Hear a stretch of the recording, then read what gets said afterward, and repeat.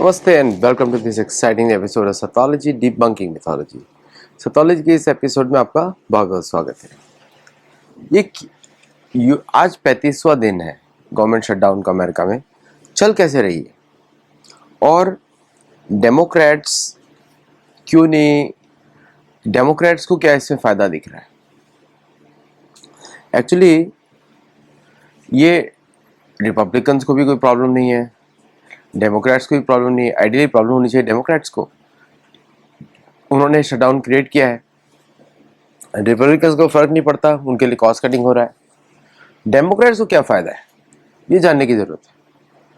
अच्छा, डेमोक्रेट्स और रिपब्लिकन्स को आप समझना चाहिए। कंजर्वेटिव मतलब होता है जो चर्च ऑफ इंग्लैंड को फॉलो करता है, प्रोटेस्टेंटिज्म फॉलो करता है, और जो आपका लिबरल होता है वो कैथोलिसिज्म का फॉलो करता है। ये जनरली दो पार्टीज है, एक कैथोलिसिज्म की पार्टी है जो लिबरल है,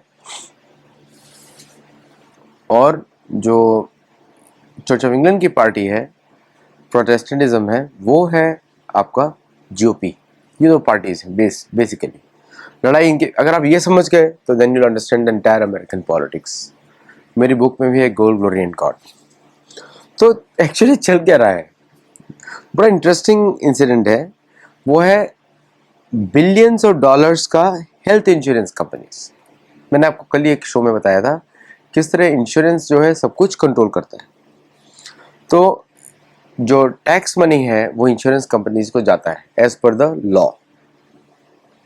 और क्यों जाता है उसका रीज़न है कि इंश्योरेंस इंडस्ट्री को अगर सर्वाइव करना है तो थोड़ा सा टैक्स फिर उनको देना पड़ेगा, so they can insure essential things जैसे कि अर्थक्वेक्स और नेचुरल कैलामिटीज, जहाँ पे insurance companies will be reimbursing the federal government also, या स्टेट गवर्नमेंट, तो इसलिए फेडरल टैक्सेस जाता है उसको।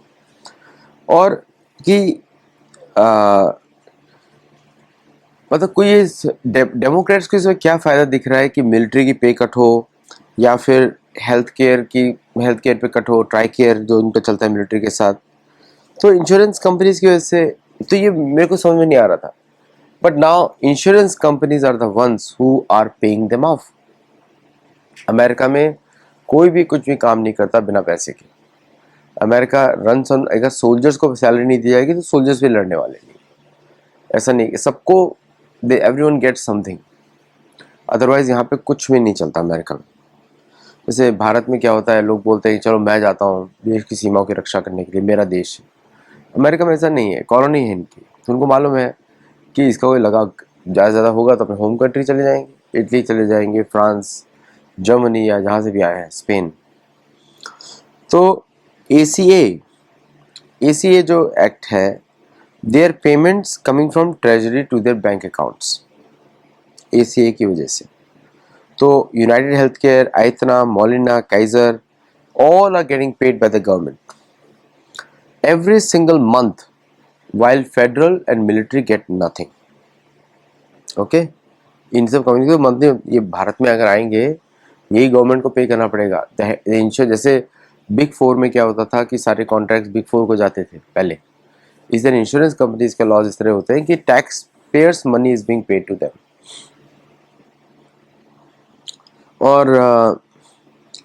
और पीपल्स प्रीमियम्स, मतलब insurance companies not getting billions of January next year, people का प्रीमियम बढ़ता जा रहा है, लोगों का प्रीमियम बढ़ता जा रहा है, and they are not market rates. Okay, so can you hold, मतलब कि अमेरिका जो है इंश्योरेंस कंपनीज को अकाउंट कर सकता है? नहीं कर सकता, बिल्कुल नहीं कर सकता। The reason is the loss कि ये these are sovereign companies, private companies, इस पर कोई गवर्नमेंट का लॉ नहीं चलने वाला।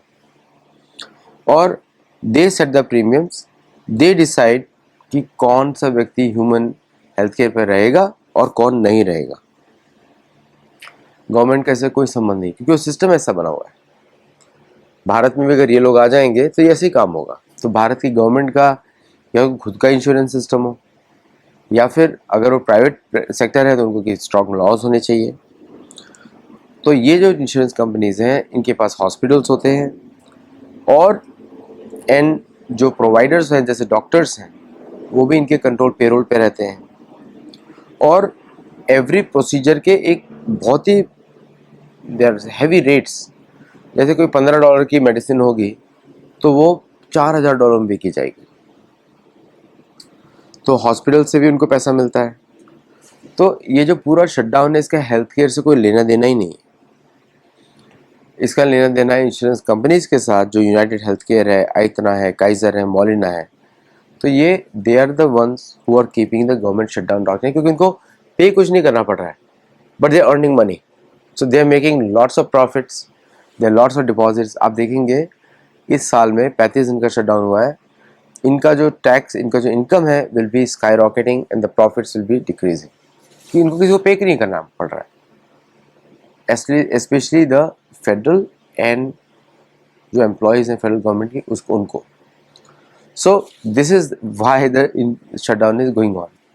तो दोनों पार्टीज मजे ले रहे हैं, वो भी मजे ले रहे हैं कि यस हमारा एक्सपेंडिचर कम हो रहा है एंड दे आर मेकिंग, अभी उनको डोनेशंस भी आ रहा है। आज ट्रम्प ने बोला कि $130 मिलियन का उसको डोनेशन मिला है।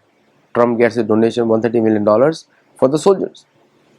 On top of it they are making money, they are actually जो वो लोग जो पैसा बना रहे हैं they are putting in something else, मतलब कि वो कहीं और इन्वेस्ट कर रहे हैं उसको, और उसको पेंटागन के थ्रू, बाकी के थ्रू दे पेइंग, और insurance companies are paying the Democrats, health care को पूरा पे कर रहे हैं, तो नोबडी इज अफेक्टेड। ये पूरा अजीब सा सिस्टम है, इसीलिए दोनों साइड से किसी को फर्क नहीं पड़ी है। अब क्या मेजर वॉर होगा तब कैसे अमेरिका लड़ेगा, वहाँ पे तो उसको एक्चुअल स्पेंड करना पड़ेगा। फॉर दैट उनका कैपिटल आउटलेज अलग से रखा हुआ है, ईयर मार्क्ड, मीन्स उनके पास एनफ मनी है टू बाय मोर मिसाइल्स और buy more weapons to fight, वो अलग फंड्स हैं। अब इन सब सिनेरियोज में आप चाइना का या भारत का या रशिया का और अदर कंट्रीज़ का आप रोल देखें तो दे आर हैप्पी कि everyone is just negotiating, only one जो बात कर रहा है वो अमेरिका है। तो ट्रेड टैरिफ का प्रेशर डाल के दे बाय टाइम, उनको कुछ नहीं। अभी चाइना का net exports to USA is decreased 29%, 29% decrease हुआ है from last year to this year same period. तो इतना डिक्रीज है एक्सपोर्ट्स में चाइना का, that means Americans are not able to purchase, it's not about the tariffs, Americans are not able to purchase. तो ये ripple effect होता जा रहा है almost to the point of stagflation. अभी मुझे ऐसा लगता है कि अमेरिकन इकॉनमी कभी भी कोलैप्स कर सकती है, कभी भी कोलैप्स कर सकती है।